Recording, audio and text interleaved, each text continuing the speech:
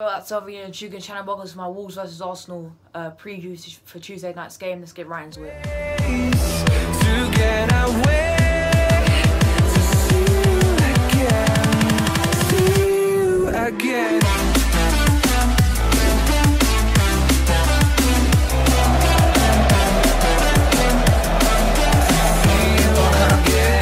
I do think it can be real.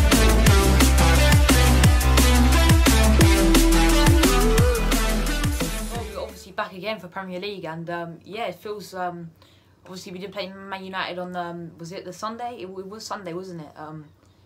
No, sorry, it was Saturday. But yeah, we're back in action again tomorrow night against Wolves, of course, playing away at the Molyneux Stadium, and yeah, it does kick off at I think six o'clock, guys. I think it's on Sky Sports.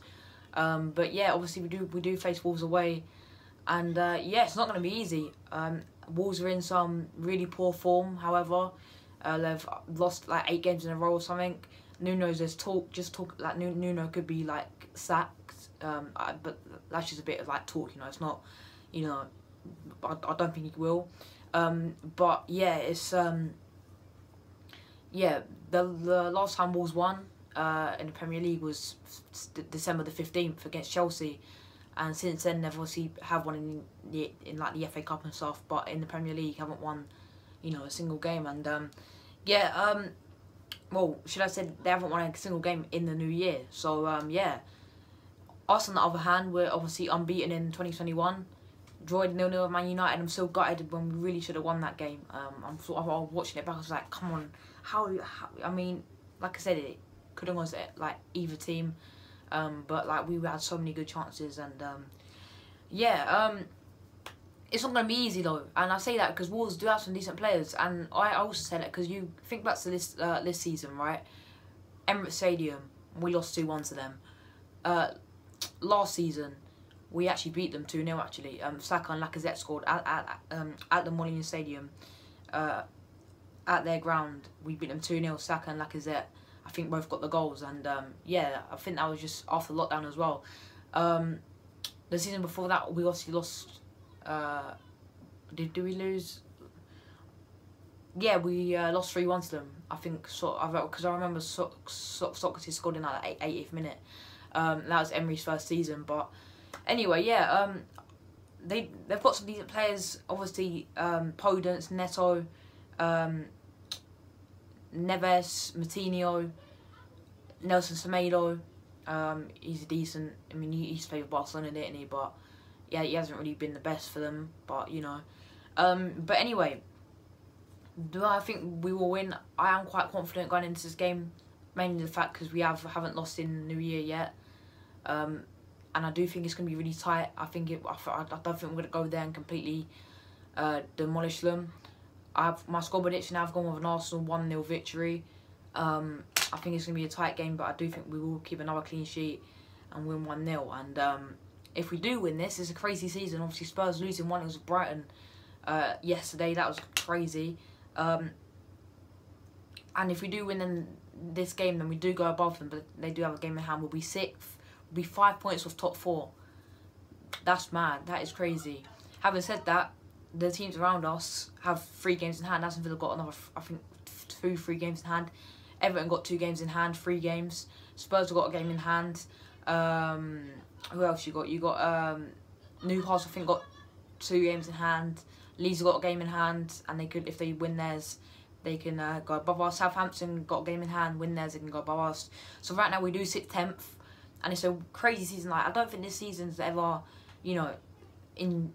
Like, you got to think about it, we're in February now. We're literally in February.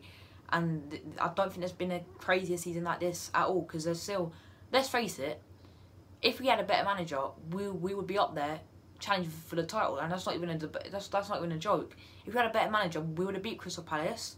We would have beat Wolves. We obviously at the Emirates. We would have beat, you know, Burnley.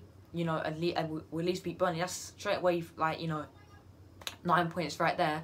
And, you know, we'll be up there definitely challenging. You know, you had other teams, we would have beat Aston Villa. You see, that's the thing. Like, if we had a better manager, that picked the right players, we would be challenging. But anyway, let's get back to my predicted lineup. And like I said, I do think we will win 1-0. So, starting from goal, I've gone with Bernardo. Main choice goalkeeper. I don't know how many times I'll say this now. Moving on to the defence. By the way about Bernardo, I think he's been absolutely class. Like, seriously, he's been so good the recent games. So, yeah, obviously he's going to go in there. Right back, this is where I don't know what to do.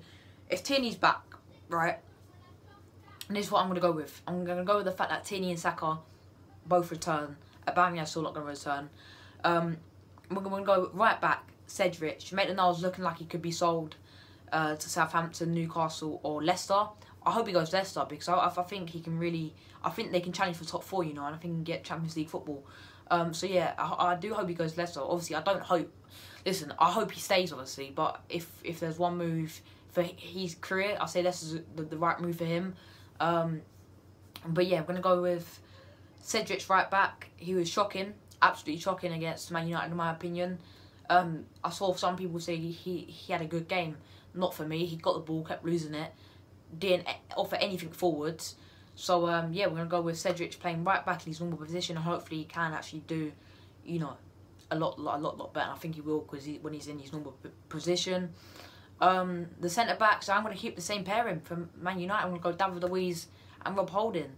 Gabriel's not looking like he's going to get a game since he scored that own goal against Southampton. Pablo Mari, there's a feeling in our contracts that if he plays one more game, because the window does end, I think as I'm feeling, I can't speak. As I'm filming this video, what the hell was that? As I'm filming this video, it's deadline day. I think February 1st because they didn't do it on 31st because it was a Sunday. But there's a contract where if he plays one more game in January is gone now. Then Arsenal have to pay $1 million to Flamengo.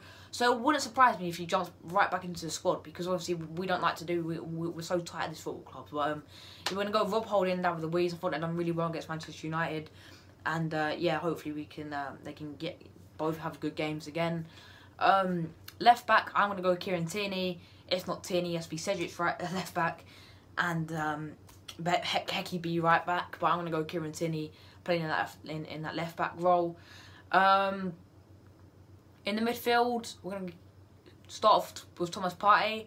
Again, looking back at the game, I'd see people making a point. I give him an 8 out of 10. Now, personally, I do think it was about a 7. I don't think he was that good after watching the game back because, you know, he kept playing the ball out of play for some reason. He got the ball and played it out of the play, and it's quite poor for him. He kept losing the ball. There's other times where he got a bit done by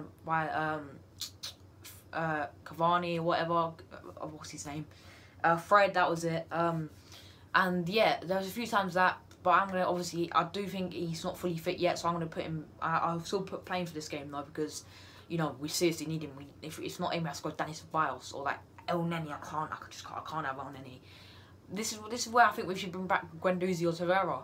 For being honest, we should bring back both of them or either one of them to put them alongside Thomas Partey. Then go and get Zuma in the summer. So yeah, we're going to go Thomas Partey. Alongside him, I'm going to go Granit Xhaka. I thought he done alright against Man United. Not the best, but he's the only pairing I would go Thomas Partey because he seems to do better when he plays with an actual decent midfielder.